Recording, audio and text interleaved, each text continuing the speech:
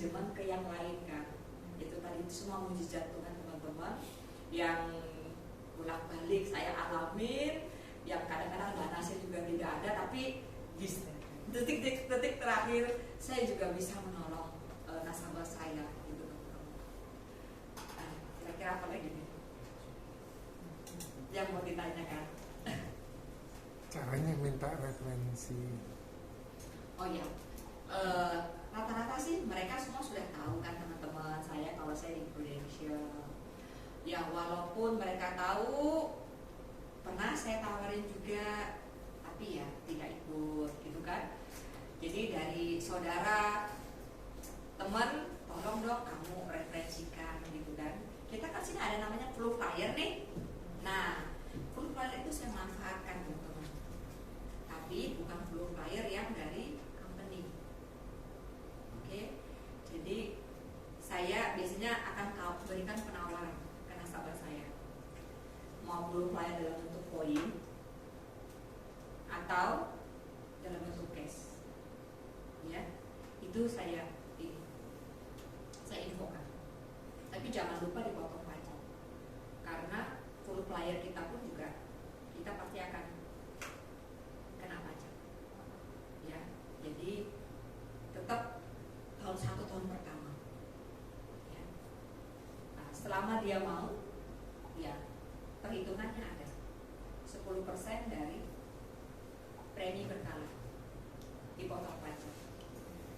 Jika dia bayar bulanan, saya akan kasihkan di bulan ke-6 sebagai ucapan terima kasih saya karena sudah memberikan saya referensi. Apakah itu saya menyalahi aturan? Saya hanya mengkonversi dari full flyer ke dalam bentuk poin ke cash. Itu aja. Karena perusahaan juga memberikan full flyer kan, agent get agent kan. Ya saya mengikuti itu teman-teman. Teman-teman bisa lakukan kalau memang teman-teman merasa mau ucapan terima kasih. Karena full flyer itu kan agent get nasabah get nasabah kan. Gunanya apa? Ya agar mereka merasa ada apa ya? Ada timbal baliknya, memberikan referensi, dan itu membuat mereka ini semangat, betul. Itu yang saya lakukan sampai dengan hari ini. Jadi semua referensi teman-teman. Untuk nasabah baru ada di lingkungan yang baru, otomatis tidak ada, belum bisa menjadi full flyer kan. Kalau dia sudah buka polis baru bisa menjadi full flyer untuk kalau dia memberikan referensi kepada saudara-saudaranya yang lain. Seperti itu. Mungkin bisa menjawab apa lagi ya? Manggilnya apa ya? Tresia saja. Ya. Gimana caranya bagi waktu antara keluarga dengan bisnis ini? Terus yang kedua, gimana caranya jaga performa supaya tetap selalu semangat? Nah, karena kan kadang kita keluar dalam keadaan gak semangat ya. Iya. Gimana? Tadi membagi waktu ya. Ya. Oke. Membagi waktu ya. Kebetulan juga suami saya bukan tipe yang maksudnya nih gini. Supportnya ya anggapnya supportnya ya seperti kamu karyawan kan, jam 9 sampai jam 5 pakailah waktu itu. Kalau udah malam nggak boleh, intinya gitu, harus pulang. Nah jadi ya karena kan udah karyawan kelamaan nih jadi waktunya jadi dipergunakan. Cuman sekarang saya istilahnya waktunya berapa jam, misalnya 8 jam kan. Nah 8 jam itu ya dipergunakan, walau mau pagi mau malam, pokoknya diefektifkan di kurang lebih 8 jam tadi kita beraktivitas khusus untuk Prudential gitu loh.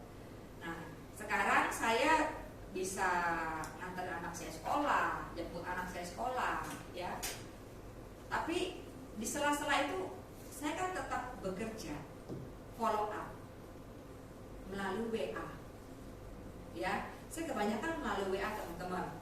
Kadang-kadang saya juga minta maaf sama nasabah saya atau calon nasabah saya memberikan quotation itu juga kadang by WA, by email, by surat, ya, untuk mereka baca dulu, pelajarin di waktu mereka senggang. Jadi nggak langsung kayak orang nodong gitu, karena bukan tipe saya sih nodong. Kalau duduk di sebelah pun orang baru dikenal, saya tidak akan berbicara paling say hi, tapi tidak akan langsung on the spot ngomong tentang insurance, enggak, itu bukan tipe saya.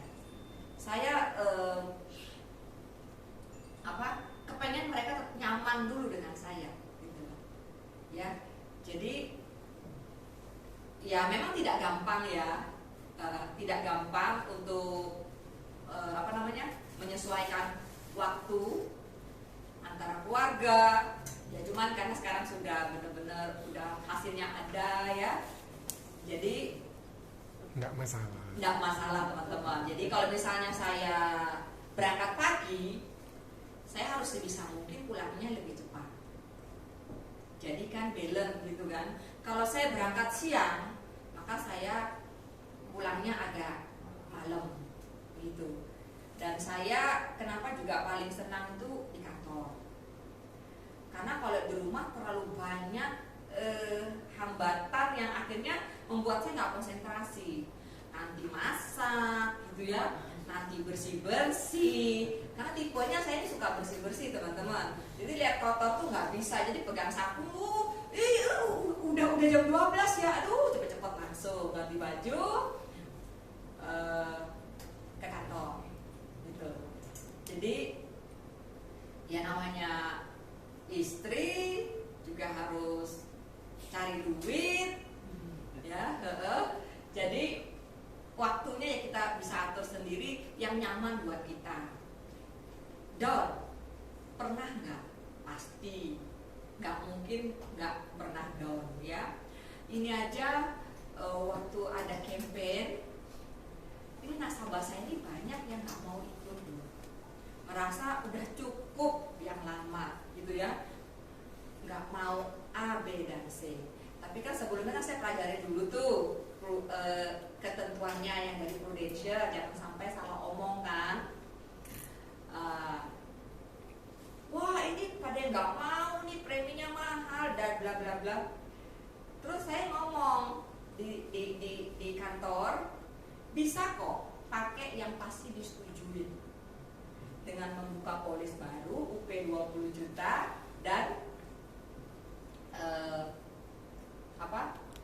PPH plusnya sesuai dengan tabel konversi. Wah, oh thank you ya idenya. Dia nggak mudeng ini, teman saya satu kantor ini nggak mudeng. Gara-gara saya kasih gitu, kamu tetap bisa jualan yang pasti disetujui dengan membuka polis baru selama nasabahnya mau bayar kiri kanan, dia kan, atau yang lama cuti kan, hanya bayar biaya asuransinya saja. Dia banter nih. Padahal idenya dari saya kan. Banter dia. Tuhan, kenapa nasabahku nggak ada yang mau buka polis baru ya? Tapi kan kita tidak bisa memaksakan. Nah, karena nasabah saya ada beberapa yang juga maunya cuti teman-teman. Jadi ya kita semua program yang ada di kemudahan yang ada atau fasilitas yang ada di Prudential itu semua saya kasih tahu. Jadi nggak melulu tentang komisi. Ya, semua saya kasih tahu. Yang penting dia mau upgrade, tapi apa manfaatnya, apa plus minusnya, terus kalau dia sewaktu-waktu mau melakukan cuti premi tanpa kehilangan manfaat, itu juga saya kasih tahu. Jadi akhirnya mereka mau untuk melakukan upgrade walaupun tanpa membuka polis. Ini total polis saya cuma 8. Omset saya pribadi sudah 650. Wow.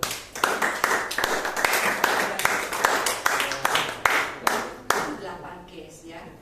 Yang 4 case yang ikut campaign pasti disetujui